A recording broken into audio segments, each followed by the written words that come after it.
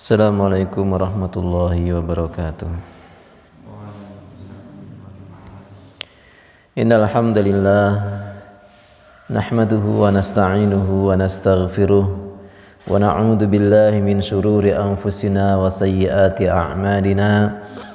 May yahdihillahu fala mudhillalah wa may yudlil fala hadiyalah. Asyhadu an la ilaha illallah wahdahu la syarikalah wa asyhadu anna Muhammadan abduhu wa rasuluh. Allahumma shalli wa sallim ala nabiyyina Muhammadin wa ala alihi wa sahbihi ajmain. Kita buka Quran surat Ali Imran ayat 93. A'udzu billahi minasy syaithanir rajim. Billahi minasy syaithanir rajim. Kullu ta'ami kana hillan li bani Israila illa ma harrama Israilu ala nafsi. Kullu ta'ami kana hillan li bani Israila illa ma harrama Israilu ala nafsi. Illa ma harrama Israilu ala nafsihi min qabli an tunazzala at-Taurah.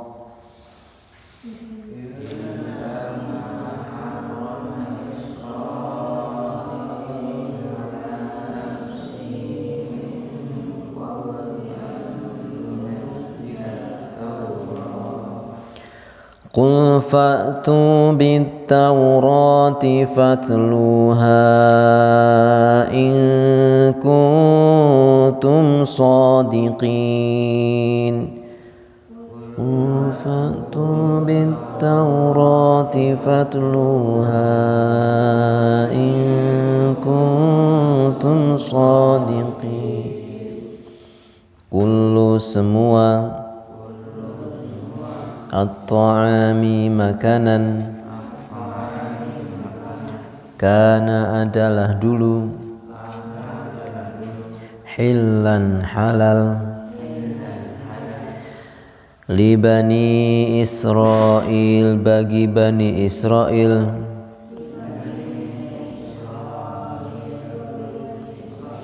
illa kecuali ma apa yang harrama diharamkan Israilu Israil ala atas nafsihi dirinya sendiri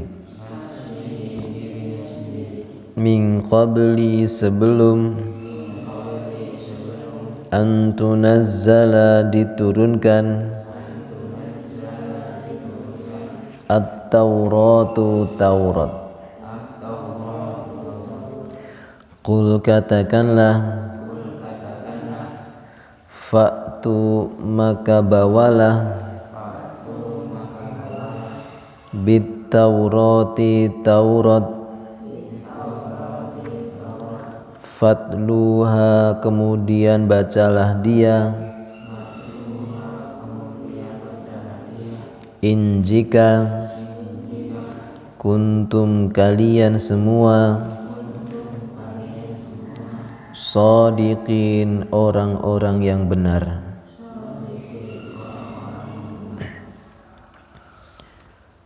Kullu ta'ami kana hillal li bani Israil. Semua makanan dulu itu dihalalkan atas Bani Israil. Bani itu artinya keturunan. Israil itu artinya Nabi Ya'qub alaihissalam. Ya, jadi yang dimaksud dengan Bani Israil adalah semua keturunannya Nabi Yakub alaihi salam. Allah dalam ayat ini menyampaikan bahwa semua makanan dulu itu halal bagi keturunannya Nabi Yakub. Tidak ada makanan yang haram. Ya, semua halal. Apa saja yang pengen dimakan boleh. Illa ma harrama Israil, kecuali apa-apa yang Israel haramkan ala nafsihi, atas dirinya.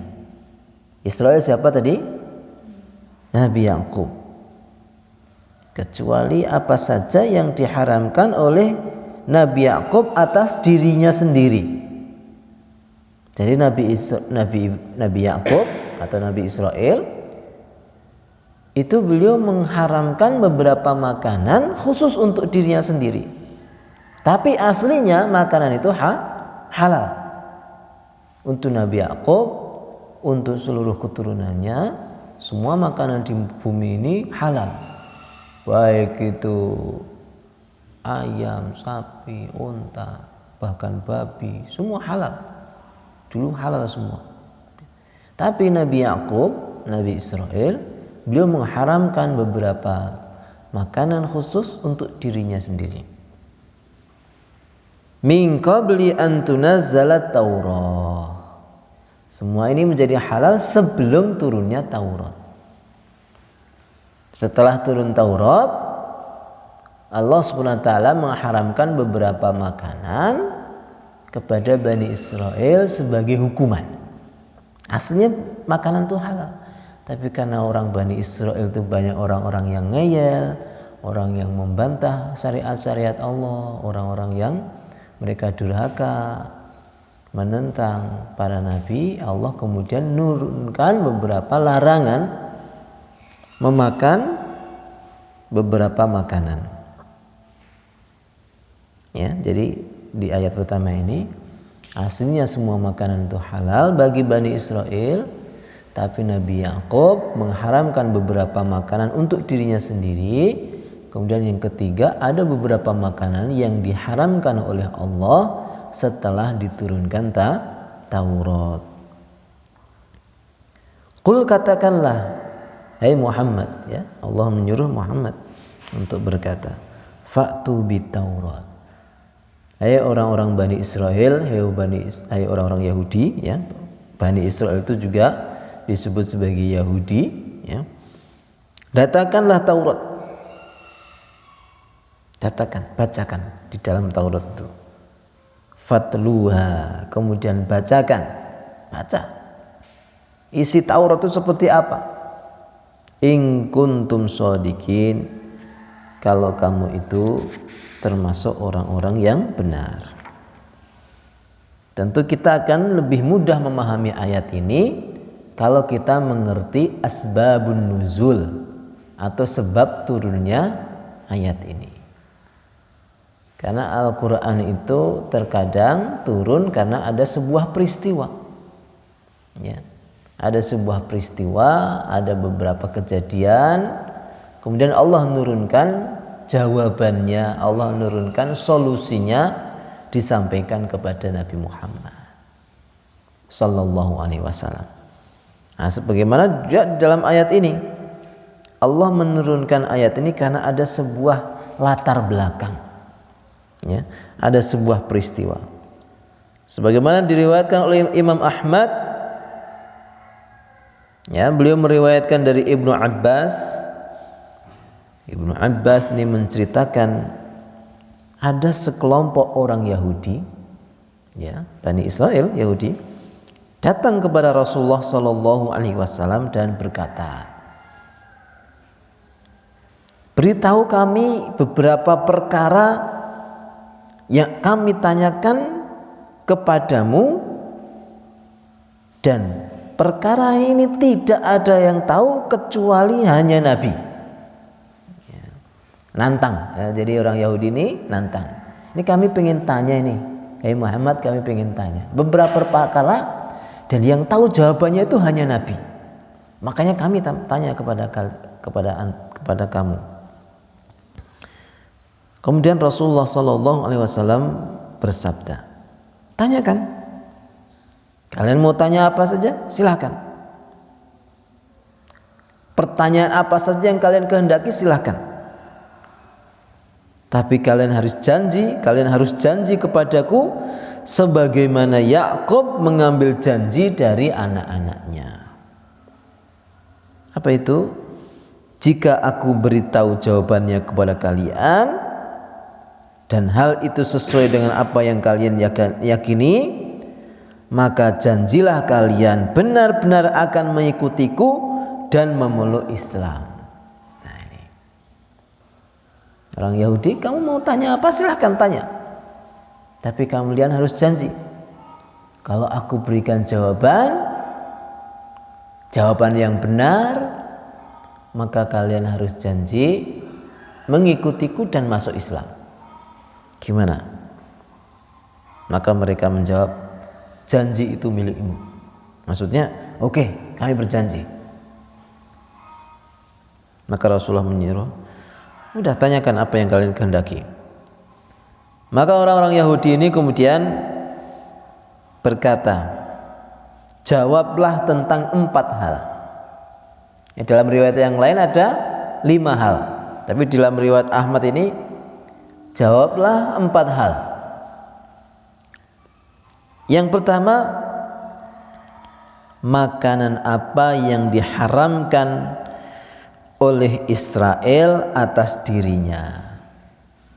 Israel siapa tadi? Nabi Yakub. Muhammad, pertama kali tanya, Israel, Nabi Yakub itu mengharamkan apa pada dirinya?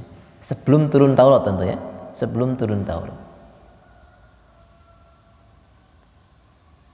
Kemudian pertanyaan yang kedua, terangkan kepada kami air mani laki-laki dan air mani perempuan. Bagaimana air mani ini bisa menjadikan laki-laki dan mana yang bisa menjadikan perempuan? Pertanyaan-pertanyaan sulit, ikhwah. Ya, di zaman itu belum ada ya ilmu kedokteran seperti sekarang, belum ada penelitian-penelitian. Ini orang Israel namanya juga orang-orang ngeyel gitu ya. Bertanya ini, gimana orang kalau berhubungan badan kemudian nanti bisa menghasilkan bayi laki-laki, bisa menghasilkan bayi perempuan? Kapan itu? Ya. Kemudian yang ketiga, beritahu kepada kami tentang nabi yang ummi ini, tentang tidurnya. Pertanyaan ketiga, gampangnya begini, Muhammad, tidurmu itu gimana? Tidurmu itu bagaimana? Terangkan kepada kami. Kemudian pertanyaan yang keempat, siapa malaikat yang dekat dengannya? Muhammad, malaikat yang dekat kamu itu malaikat siapa? Namanya siapa? Gitu. Nabi Muhammad SAW kemudian menjawab pertanyaan-pertanyaan rumit dari Bani Israel ini, ya, dan beliau bersabda, hendaklah kalian berpegang teguh dengan janji Allah jika aku memberitahukan kepada kalian, maka kalian harus mengikuti. Kalau aku beritahu, kalian harus ikut masuk Islam. Ya, Rasulullah juga ini karena pertanyaan yang memang tidak keluar kecuali dari ilmunya Allah, ilmu mahal nih. Nggak sembarangan orang bisa mendengarkan. Tidak semua manusia berani ngetes Nabi. Ini kan kurang ajar Bani Israel itu ngetes Nabi. Sampai-sampai mereka dijanji Rasulullah, kalau kamu dengar jawabannya, kalian harus masuk Islam. Karena ini Rasulullah itu menjawab bukan hanya dari hawa nafsunya, tapi dari wahyu Allah. Wa ma yantiqu 'anil hawa in huwa illa wahyu yuha. Inilah kenapa Rasulullah itu gurunya langsung adalah Allah.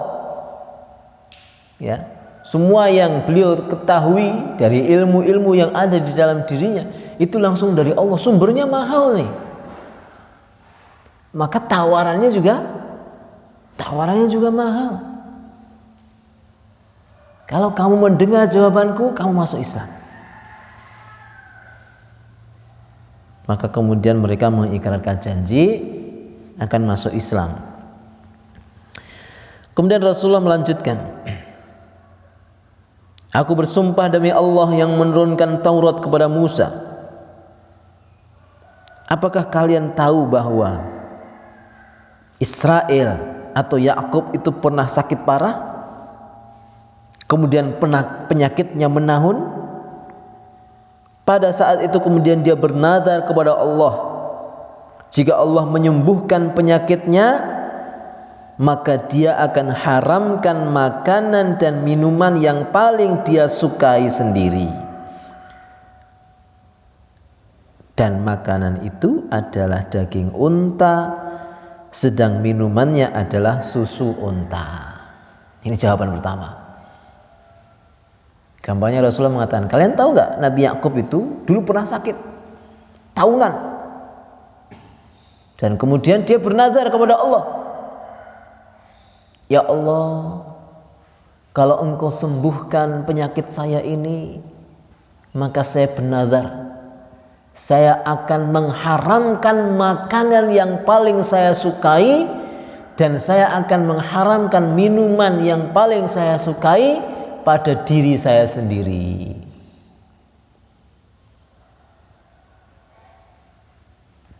Ini ayat ini nyambung sebelum ayat, ya, sebelum ayat sebelumnya.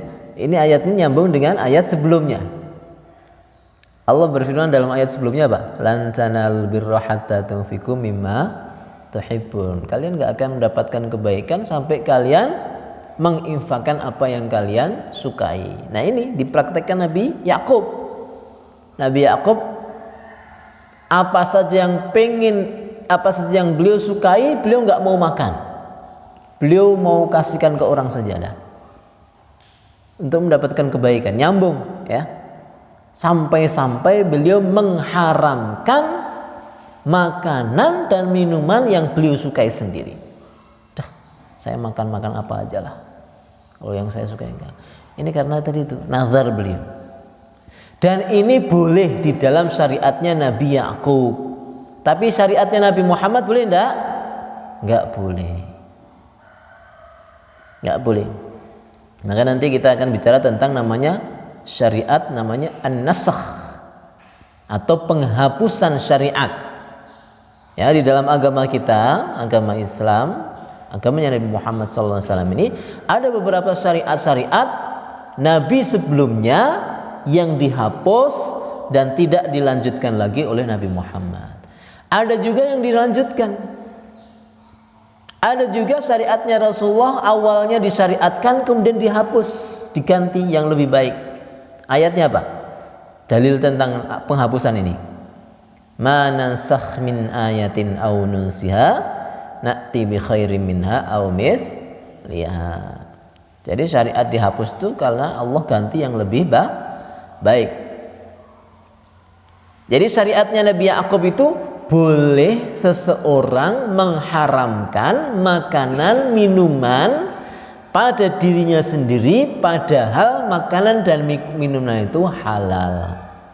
Aslinya halal, tapi kemudian mengharamkan, saya nggak mau, pokoknya haram makanan untuk saya, haram minuman ini untuk saya.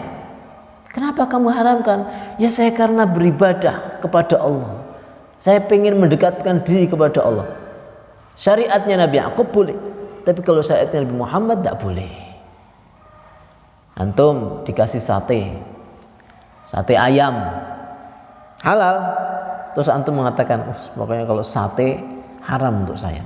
Udah kamu makan aja, saya nggak suka. Kalau nggak suka beda ya, saya haram, pokoknya haram makan sate. Nah itu nggak boleh. Kalau di dalam syariat ini, kalau Nabi Yakub syariatnya boleh. Nah ini jawaban Rasulullah yang pertama, ya, bahwa Nabi Yakub mengharamkan unta dan susu unta pada dirinya.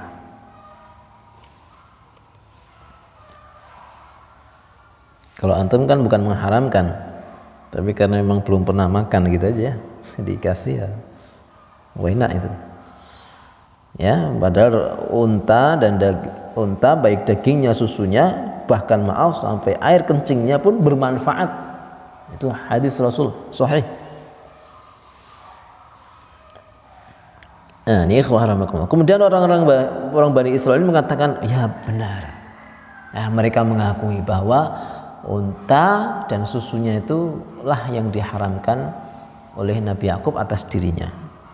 Rasulullah kemudian menjawab, ya Allah, saksikan mereka. Kemudian yang kedua, beliau melanjutkan, aku bersumpah demi Allah yang tidak ada ilah yang hak selain Dia, yang menurunkan Taurat kepada Musa. Tidakkah kalian mengetahui bahwa air mani laki-laki itu pekat dan berwarna putih, sedang air mani perempuan itu encer dan berwarna kuning? Mana saja dari keduanya lebih mendominasi, maka anak akan mirip dengannya atas izin Allah. Kalau mani laki-laki mendominasi mani perempuan, maka atas izin Allah akan lahir bayi laki-laki. Kalau air mani perempuan mendominasi mani laki-laki, maka akan lahir anak perempuan dengan izin Allah.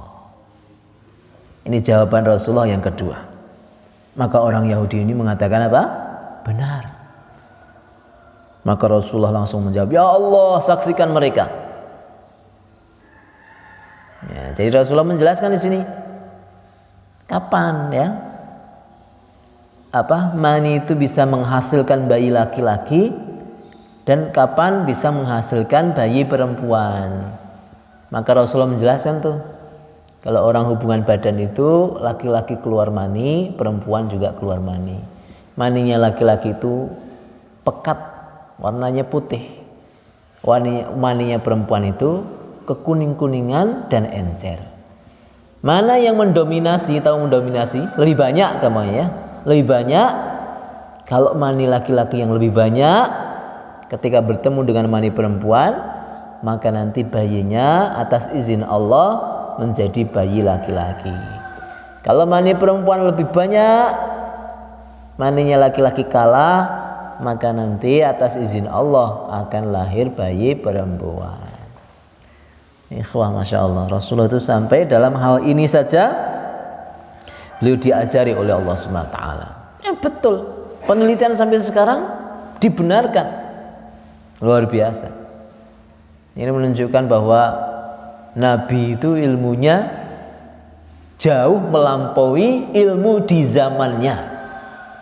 Karena beliau yang ngajari bukan seorang dokter, tapi yang ngajar adalah pencipta beliau dan pencipta seluruh manusia, yaitu Allah Subhanahu wa ta'ala. Makanya belajar itu yang terbaik kepada Allah. Fattaqullaha wa yu'allimukumullah. Bertakwalah kepada Allah, Allah akan ngajari kamu. Apalagi dalam masalah ilmu agama, semakin banyak kita beribadah yang terbaik kepada Allah, Allah akan memberikan pelajaran-pelajaran agama kepada kita. Maka ukuran seorang ulama adalah mereka yang paling takut kepada Allah. Innama yakhsyallaha min ibadihi al-ulama. Makin takut kepada Allah, makin alim seseorang, makin cerdas seseorang, makin pintar seseorang dengan ilmunya Allah. Kemudian yang ketiga, aku bersumpah atas nama Allah, ya sabda Rasul ya, yang telah menurunkan Taurat kepada Musa. Apakah kalian mengetahui bahwa Nabi yang ummi, Nabi yang buta huruf ini tidur, tapi matanya saja, sedangkan hatinya tidak tidur? Maka mereka kemudian mengatakan benar. Ya, jadi pertanyaan ketiga tadi, orang-orang Yahudi bertanya, gimana nih tidurnya kamu, tidurnya seorang Nabi yang ummi? Maka Rasulullah mengatakan, tidurnya Nabi yang ummi, tidurnya saya itu adalah mata saya terpejam tapi hati saya tidak terpejam. Karena beliau orang yang istimewa di hadapan Allah. Makanya terkadang wahyu itu turun melalui mimpi. Mimpinya Nabi itu adalah sebuah kebenaran. Beda dengan mimpinya antum. Terkadang bisa benar, terkadang bisa salah. Masya Allah, tadi malam saya mimpi harus pulang. Pokoknya hari ini pulang ke Padang. Ya, antum jangan percaya dengan mimpi. Ya, kadang-kala mimpi itu karena bunga-bunga dari tidur. Kalau itu mimpinya Nabi adalah kebenaran, karena memang apa? Beliau itu matanya terpejam tapi hatinya tidak. Sehingga siap selalu ketika mendapatkan wahyu dari Allah Subhanahu wa taala. Maka orang-orang Yahudi ini kemudian mengatakan, "Ya, benar." Ya, karena mereka hanya ngetes saja, mereka sudah tahu di dalam Taurat mereka itu sudah tahu gitu. Hanya ngetes saja, ini Muhammad ini nabi benar enggak ini. Maka kemudian Rasulullah mengatakan, "Ya Allah, saksikanlah mereka." Saksikan mereka. Sudah mendengarkan jawaban. Kemudian pertanyaan yang terakhir, mereka bertanya, "Sekarang beritahu kepada kami siapa malaikat yang ada di dekatmu itu. Hal ini yang akan menentukan kami mengikutimu atau berpisah darimu." Nah, ini pertanyaan terakhir. Maka Rasulullah menjawab, "Sesungguhnya malaikat yang paling dekat denganku adalah malaikat Jibril. Dan Allah tidak akan mengutus seorang nabi melainkan ia akan menjadi makhluk yang paling dekat dengannya dari kalangan malaikat." Ya, sehingga malaikat Jibril itu dalam agama kita sampai disebut sebagai ruh, Ar-Ruhul Qudus. Beda dengan orang-orang Nasrani, Ruhul Qudus itu kalau kita adalah malaikat Jibril. Malaikat yang paling mulia, pemimpin dari seluruh malaikat, yang sayapnya itu dari ujung timur sampai ujung barat. Saking gedenya malaikat Jibril itu. Dan malaikat Jibril sekarang tidak turun lagi. Karena malaikat Jibril itu turun untuk menurunkan wahyu kepada para nabi. Jadi kalau nanti besok malam tidur kemudian didekati malaikat Jibril nurunkan wahyu, ya itu namanya wahyun toro. Bukan wahyu maksudnya yang dipercaya. Ada beberapa orang mereka merasa dilantik menjadi seorang nabi gara-gara mimpi ketemu malaikat Jibril. Itu syaitan, ya. Karena malaikat Jibril hanya mendekati para nabi, menurunkan wahyu, karena ini malaikat yang terbaik yang dimiliki oleh Allah. Kemudian orang-orang Yahudi mengatakan, "Inilah yang menyebabkan kami tidak mau mengikuti Muhammad. Kalau kamu bilang malaikat lain bukan malaikat Jibril itu, pasti kami akan mengikutimu dan membenarkanmu." Lah ini. Ya, orang Yahudi yang gitu. Udah dijawab, dan jawabannya Rasulullah itu bukan hawa nafsunya sendiri. Rasulullah bukan berbohong, beliau menjawab dengan apa adanya. Kemudian mereka malah ketika tidak sesuai dengan hawa nafsu mereka, mereka kemudian menolaknya. Nah ini, gara-gara jawaban ini Muhammad, kami nggak bisa mengikuti kamu. Kalau kamu jawab malaikat lain, kami akan mengikuti. Ini masalahnya Jibril. Orang-orang Yahudi itu tidak suka dengan Jibril. Mereka berkeyakinan bahwa Jibril itu membuat pertumpahan darah. Mereka menganggap bahwa Jibril ini adalah malaikat yang jahat. Padahal dalam akidah kita semua malaikat itu adalah makhluk Allah yang mulia. Maka kemudian Allah Subhanahu wa taala tentang peristiwa ini juga menurunkan ayat yang lain. Quran surat Al-Baqarah ayat 97, "Qul man kana aduwwan li Jibril fa innahu nazzalahu ala qalbika bi idznillah musaddiqan lima baina yadayhi wa hudaw wa busyra lil mu'minin." Katakanlah barang siapa yang menjadi musuhnya Jibril, maka Jibril itu telah menurunkan Al-Quran ke dalam hatimu dengan izin Allah, membenarkan kitab-kitab sebelumnya dan menjadi petunjuk serta kabar gembira bagi orang-orang yang beriman. Nah, ini kan dalam ayat yang lain. Makanya pentingnya mengetahui asbabun nuzul suatu ayat, sebab turunnya suatu ayat, sehingga kita bisa memahami ayat ini dengan baik. Jadi ikhwah rahimakumullah, ya, inilah kenapa ya Allah kemudian menurunkan ayat ini. Jadi menjelaskan kepada Bani Israel tentang pertanyaan-pertanyaan yang mereka sebutkan, mereka ajukan kepada Rasulullah. Qul fa'tu bit Taurat, katakan hai Muhammad, datangkan Taurat, fatluha, kemudian bacakan, in kuntum shodiqin, kalau kamu benar, kalau kamu itu merasa kalian itu orang-orang yang benar, coba datangkan Taurat, bacakan. Dan mereka tidak mau melayani tantangan Rasul ini, karena yang dijawab Rasulullah itu tersebut di dalam Taurat mereka. Cuma orang-orang Yahudi itu adalah sifatnya menutupi kebenaran.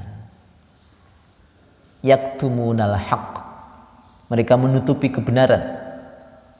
Mereka sombong, tidak mau menerima kebenaran dari Nabi Muhammad.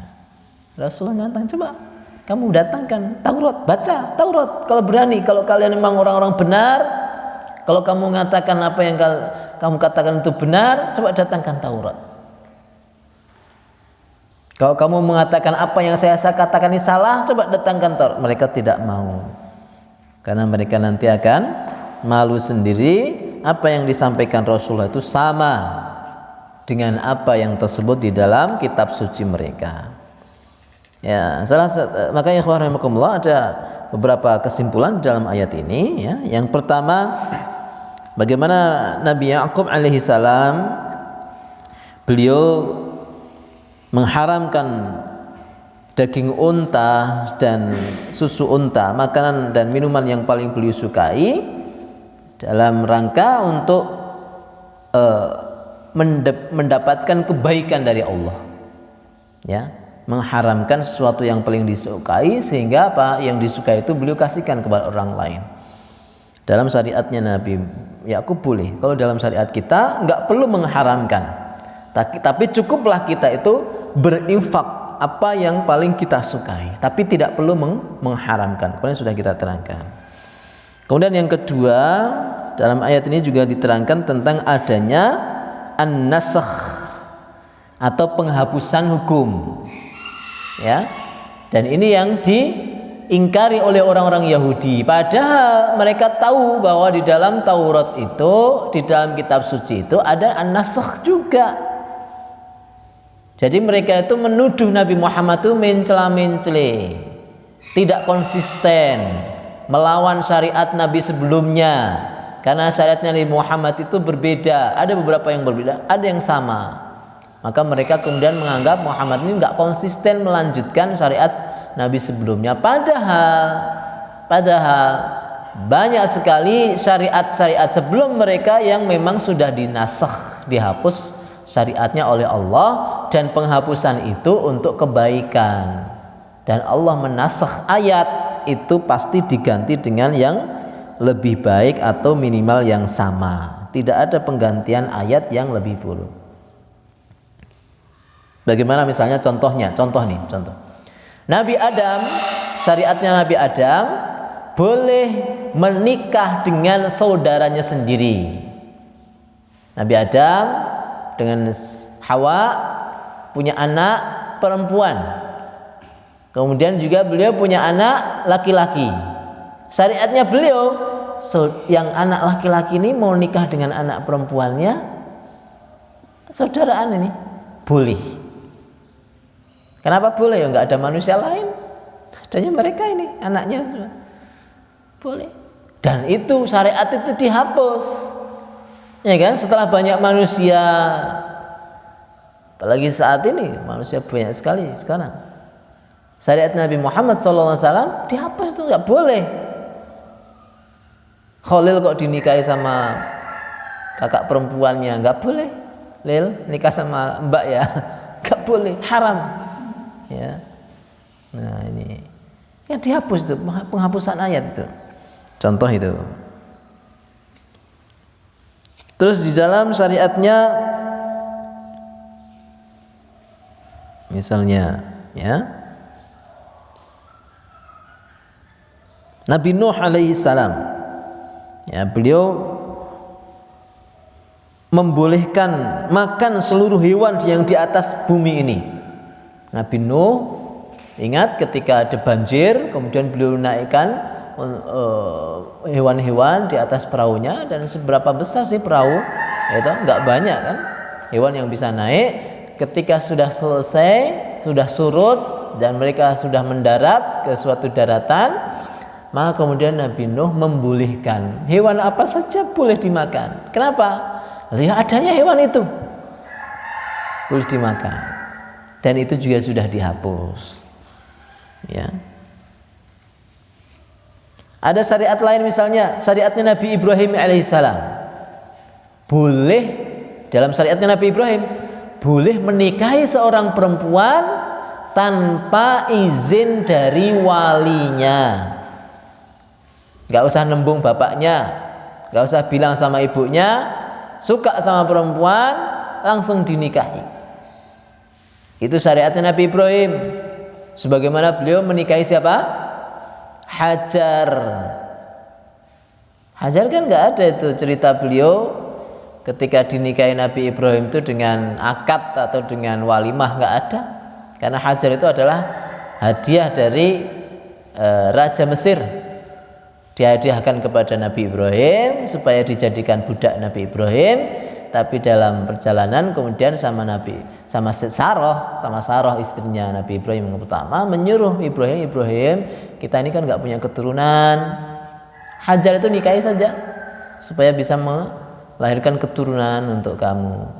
Akhirnya beliau nikahi Hajar tanpa ada resepsi, tanpa ada akad, dan kemudian lahirlah Ismail, kan? Itu boleh dalam syariatnya Nabi Ibrahim. Tapi syariat Nabi Muhammad tidak boleh, ya. La nikaha illa biwaliyin wa syahidai adlin. Tidak sah nikah kecuali dengan wali dan 2 orang saksi yang adil. Enggak boleh antum nanti datang ke rumah seorang perempuan, Mbak nikah yo. Nah bapak nggak ngizinin nih mas, yang penting kita saling cinta. Apa itu cinta? Nggak boleh ya, harus izin bapaknya. Jadi kalau mau nikahi perempuan ya dekati dulu bapaknya. Ngambok kamu cinta kayak apa, bapaknya nggak ridho ya nangis gulung-gulung, nggak akan nikah. Nah ikhwah rahimakumullah ini ya. Kemudian ya, contoh-contoh yang lain banyak sekali, adanya nasakh atau penghapusan ayat, penghapusan syariat, yang mana Allah ya tentu mengganti dengan yang lebih baik. Demikian ikhwah, semoga Allah SWT memberikan kita semua ilmu yang manfaat dan bisa mengamalkannya. Wa akhiru da'wana sallallahu ala nabiyyina Muhammadin wa ala alihi wa sahbihi ajmain. Assalamualaikum warahmatullahi wabarakatuh.